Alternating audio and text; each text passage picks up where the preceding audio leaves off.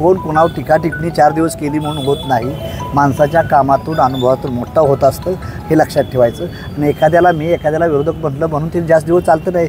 2 दिवसाची न्यूज होती, फक्त ब्रेकिंग न्यूज होती, ह्याच्यापेक्षा काय होत नाही. तर महायुतीचे जे नेते छगन भुजबळ यांनी आत्ता काही दिवसांपूर्वी म्हटलं की मंडल आयोग लागू करण्याबद्दल शरद पवारांचे ओबीसींवरती उपकार आहे. मात्र त्याच महायुतीमधले काही नेते सतत त्यांच्यावरती जास्त नमनाने आरोप. तुम्हाला मी एक सांगतो, राजकारणात कोणाचं कोण कोठाचा आहे तो भाग वेगळा आहे, पण ज्या माणसानं ज्या समाजासाठी चांगलं काम केलं आहे त्याचं गुण गायलं पाहिजे.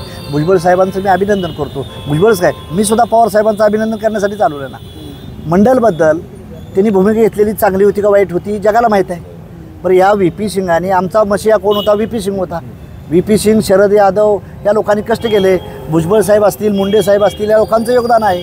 आणि त्यात पवार साहेबांनी पहिला मुख्यमंत्री बनून भूमिका जी घेतलेली आहे महिलाबद्दलची आणि ओबीसीबद्दल, हे आदरणीय पवार साहेबांचं अभिनंदन करण्यासाठी माझ्यासारख्या छोटा पक्ष मी आढळलो आहे तिथं. भाजपचं काही षडयंत्र होतं की या अडून पवारांची प्रतिमा मलिन करणे? नाही, असं आता कोणाबद्दल टीका टिप्पणी काही करायची नाही. आपण चांगलं काम लाईन ओढत जायचं.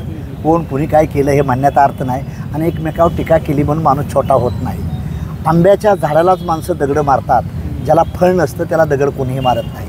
जी माणसं मासबेस लीडर असतात त्यांच्यावर टीका टिप्पणी होत असते आणि त्यानं ते सहन करावं.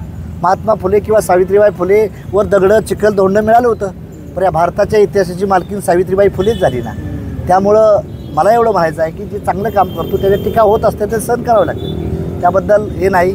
मंडल आयोग शरद पवार चंद्र काँग्रेसच्या राष्ट्रवादीनं काढलेला आहे. त्याला मी राष्ट्रीय समाज पक्षाच्या वतीने त्यांचं अभिनंदन हृदयातनं स्वागत करण्यासाठी मी आज जालना या नगरीत आलो आहे. एबीपी माझा, उघडा डोळे बघा नीट.